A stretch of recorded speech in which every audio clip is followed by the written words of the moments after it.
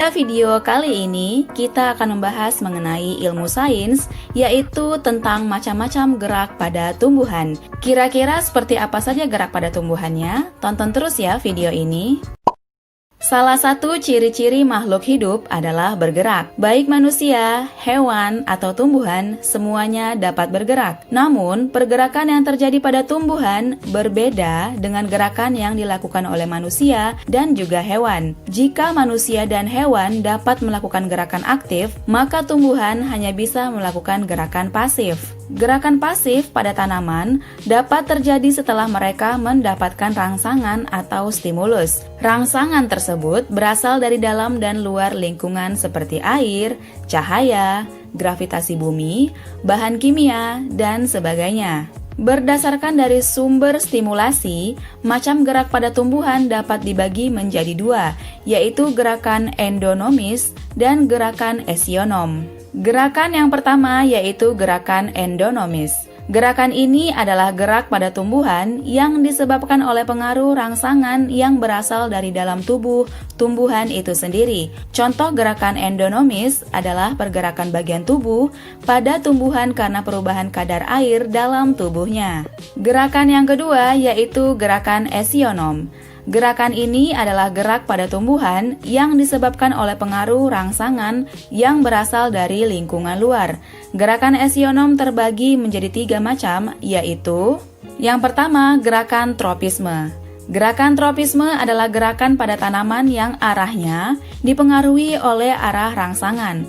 Gerakan ini dibagi kembali menjadi 2, yaitu gerakan tropisme positif dan gerakan tropisme negatif. Dikatakan sebagai gerakan tropisme positif ketika arah gerakan tanaman dekat dengan sumber rangsangan, dan dikatakan sebagai gerakan tropisme negatif ketika arah gerakan tanaman menjauh dari sumber rangsangan.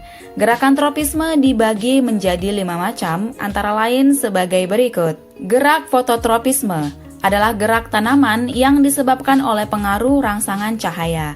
Contohnya tanaman yang diletakkan di ruangan dekat jendela. Cabang dan batang tanaman tersebut akan tumbuh ke arah cahaya yang masuk melalui jendela. Kemudian gerak geotropisme adalah gerakan tanaman yang disebabkan oleh pengaruh rangsangan gravitasi bumi. Contohnya gerakan akar yang tumbuh secara vertikal menuju pusat bumi. Yang selanjutnya gerakan hidrotropisme, yaitu gerakan tanaman yang disebabkan oleh pengaruh stimulasi sumber air. Contohnya, gerakan ujung akar yang mengarah ke sumber air. Lalu gerakan kemotropisme, yaitu gerakan tanaman yang disebabkan oleh pengaruh rangsangan kimia tertentu. Contohnya adalah pergerakan ujung akar ke arah pupuk kimia. Lalu yang terakhir yaitu gerakan tigmotropisme yang sering disebut haptotropisme. Adalah gerakan tanaman yang disebabkan oleh pengaruh rangsangan sentuhan atau persimpangan. Contohnya adalah gerakan memutar di ujung sulur tanaman seperti yang terjadi pada buah semangka, anggur, dan lain sebagainya. Sekarang kita lanjut pada jenis gerakan esionom yang kedua, yaitu gerakan nasti. Gerakan nasti adalah gerakan pada tanaman yang arahnya tidak dipengaruhi oleh arah rangsangan yang datang. Artinya, arah gerakan tanaman yang mengalami gerakan nasti dapat terjadi secara acak. Gerakan nasti terbagi menjadi 5 macam, antara lain sebagai berikut. Gerakan fotonasti adalah gerakan nasti yang disebabkan oleh pengaruh rangsangan cahaya. Contohnya adalah gerakan bunga mekar pada siang hari dan akan menutup pada malam hari. Kemudian gerakan niktinasti adalah gerakan yang disebabkan oleh pengaruh rangsangan gelap. Contohnya, gerakan salah satu jenis bunga mekar di malam hari. Yang ketiga adalah gerak tigmonasti, yaitu gerakan yang disebabkan oleh pengaruh rangsangan atau getaran sentuhan. Contohnya yaitu daun putri malu yang ketika disentuh akan cenderung menutup. Yang keempat, gerakan termonat, yaitu gerakan yang disebabkan oleh pengaruh stimulasi suhu. Contohnya, bunga tulip yang mekar ketika suhu sekitar naik dan akan menutup ketika suhu sekitar menurun.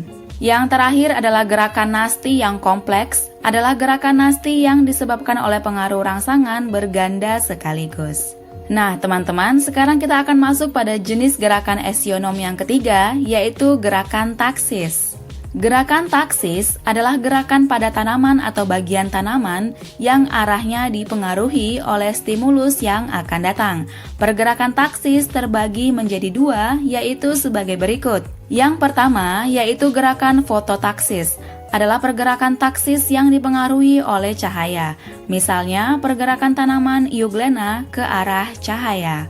Lalu yang kedua adalah gerakan kemotaksis. Gerakan taksis yang ini diambil oleh bahan kimia tertentu, misalnya gerakan spermatozoid menuju sel telur. Nah, itu dia teman-teman mengenai macam-macam gerak tumbuhan yang terbagi menjadi dua berdasarkan dari sumber stimulasi, yaitu gerakan endonomis dan gerakan esionom yang terbagi menjadi tiga jenis kembali, antara lain gerakan tropisme, gerakan nasti, dan juga gerakan taksis.